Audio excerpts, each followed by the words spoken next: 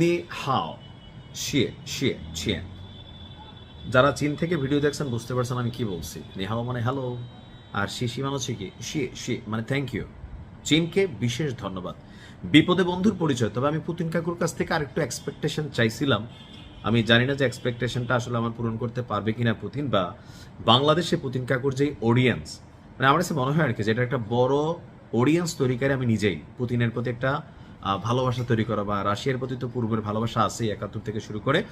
তবে উত্তর কোরিয়ার কিম জং উন আর চীন যেই ঘোষণা দিচ্ছে, এই ঘোষণাতে হয়তো তৃতীয় বিশ্বযুদ্ধ ছড়িয়ে পড়বে, অথবা মধ্যপ্রাচ্যে যারা গুটিবাজি করতেছিল ইরানের বিরুদ্ধে এরা শান্ত হবে, অথবা আমেরিকা একটু ভাবতে হবে।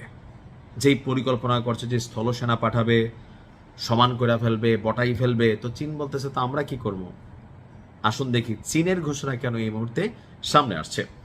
মোট কথা, আমেরিকাকে অপছন্দ করে প্রত্যেকটা রাষ্ট্রের সাথে চীনের হচ্ছে সর্বোচ্চ লেভেলের মিত্রতা, আর যারা সামরিক দিক থেকে শক্তিশালী তাদেরকে চীন পিক করছে।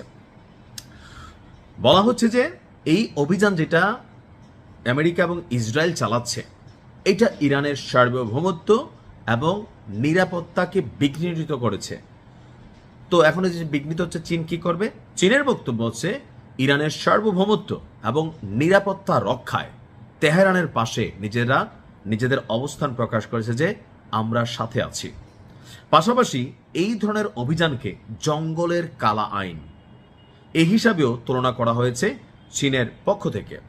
চীনের রাষ্ট্রীয় গণমাধ্যম সিসিটিভি এবং সিনহুয়ার, সিসিটিভি মানে এখান থেকে শব্দটা আসছে আমি জানি না, এটা চীনের রাষ্ট্রীয় গণমাধ্যম। সিসিটিভি বলছে চীনের পররাষ্ট্রমন্ত্রী ওয়াং ই, ওনার নাম, ইরানের পররাষ্ট্রমন্ত্রী আব্বাস আরাকচিকে ফোন করে বেইজিং এর অবস্থান পরিষ্কার করেছেন। চীন বলছে চীন এবং ইরানের মধ্যকার ঐতিহাসিক বন্ধুত্বকে বেইজিং অত্যন্ত গুরুত্ব দেয়। ইরানের সার্বভৌমত্ব, নিরাপত্তা, আঞ্চলিক অখণ্ডতা এবং জাতীয় মর্যাদা রক্ষায় চীন পূর্ণ সমর্থন জানাচ্ছে। পাশাপাশি ইরানের বৈধ অধিকার এবং স্বার্থ রক্ষায় পাশে থাকবে বেইজিং। ওয়ারের ডায়ালগ সে অর্থাৎ ধন্যবাদ। ওয়াং ই অবিলম্বে যুক্তরাষ্ট্র এবং ইসরায়েলকে তাদের সামরিক অভিযান বন্ধ করার জন্য হুঁশিয়ারি দিয়েছেন। সতর্ক করে বলেছেন উত্তেজনা যেন আর বৃদ্ধি না পায়, এই সংঘাত যেন মধ্যপ্রাচ্যে ছড়িয়ে না পড়ে, এটা মাথায় রাখা উচিত। যদি ছড়িয়ে পড়ে, এই যুদ্ধের দায়ভার মার্কিন যুক্তরাষ্ট্র এবং ইসরায়েলকে নিতে হবে, আর এর পরিণতি হবে পুরো বিশ্বের জন্য হুমকি স্বরূপ। চীন তার বন্ধুত্বের প্রতি সম্মান জানায়, বন্ধুর নিরাপত্তা স্বার্থ রক্ষায় চীন সবসময় পাশে থাকবে। এই ডায়লগগুলা এখন চীনরা হালকা নিয়েন না। মার্কিন যুক্তরাষ্ট্রের পরে সারা পৃথিবীকে যদি কেউ লিড করে, এটা হচ্ছে চীন। ব্যবসা বাণিজ্য, টাকা পয়সা, বিনিয়োগ, আমরা যে ওয়ার্ল্ড ব্যাংক, এডিবি সেডিবি, চীন একলাই বাই একটা চিডিবি চালায়। হ্যাঁ, চায়নারা বিভিন্ন দেশে আপনার বিনিয়োগ করে হিউজ টাকা পয়সা, এবং কি সামরিক দিক থেকেও বিশ্বের সবচেয়ে বড় সেনাবাহিনী কার? চীনের। এই মুহূর্তে বিশ্বের সবচেয়ে বেশি সামরিক সক্ষমতা চীনের, তবে পারমাণবিক দিকে একটু পিছিয়ে আছে, যেখানে আবার আমেরিকা আগানো। তো সবকিছু মিলে চীন হচ্ছে আমেরিকার আগামী দিনের প্রতিদ্বন্দ্বী, এমনকি বুক ফুলাইয়া চলে।